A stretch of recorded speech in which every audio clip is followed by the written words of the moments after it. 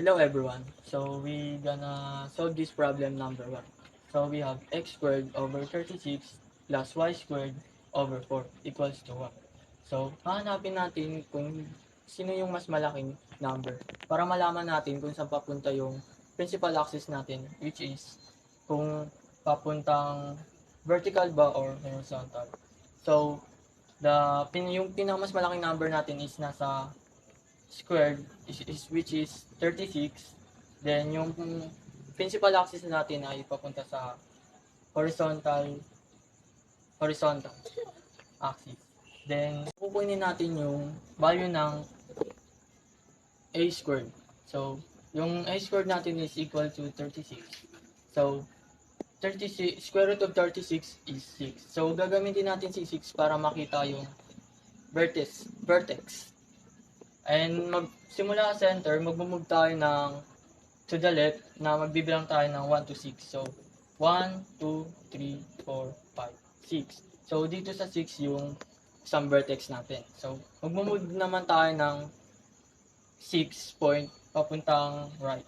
Magsisimula naman tayo sa center. So, 1, 2, 3, 4, 5, 6. So, nakita na natin yung vertex. So, hanapin naman natin yung value ng b squared. So, ang b squared natin is equals to 4. So, square root of 4 is 2. So, si 2 is gagamitin natin para makita yung co-vertices. So, yung co-vertices natin is pataas, then pababa. So, magsisimula tayo sa center. So, magbilang tayo ng dalawa. So, 1, 2. Then, positive 2. Yung first co-vertices natin. So, pababa naman, magbibilang tayo ng dalawa. So, 1, 2. So, negative 2. Then, hanapin naman natin yung focus. So, gagamitin natin is ito.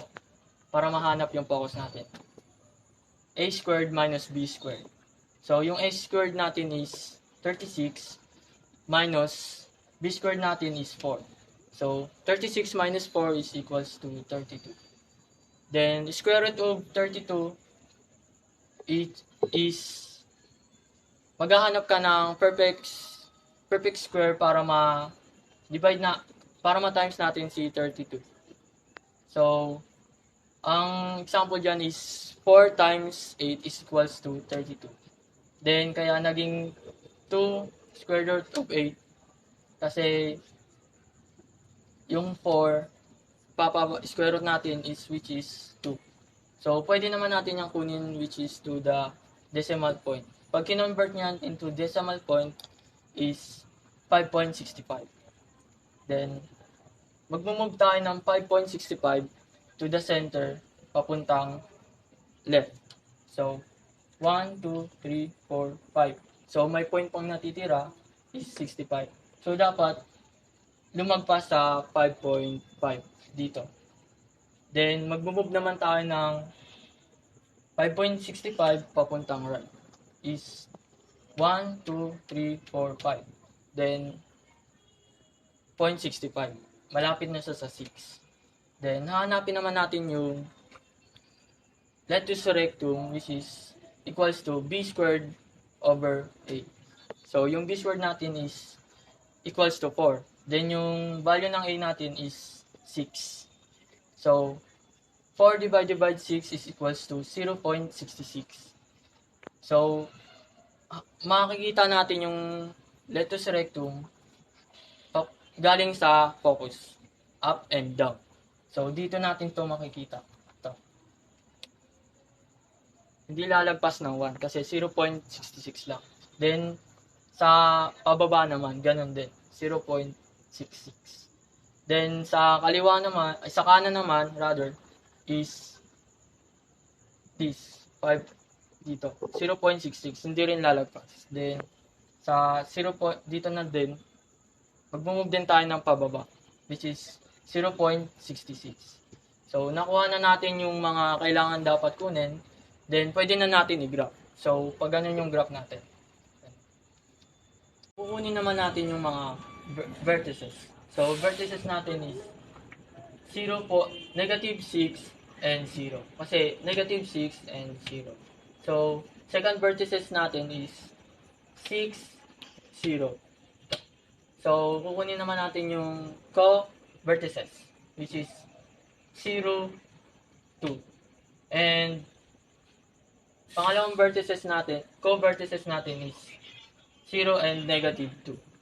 So, hanapin naman natin yung foci natin. So, yung foci natin is negative 2, square root of 8, and 0. Then, foci 2 is 2, square root of 8, and 0.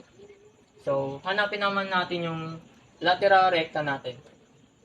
So, letus rectum 1 is negative 2, square root of 8, then, and 0.66.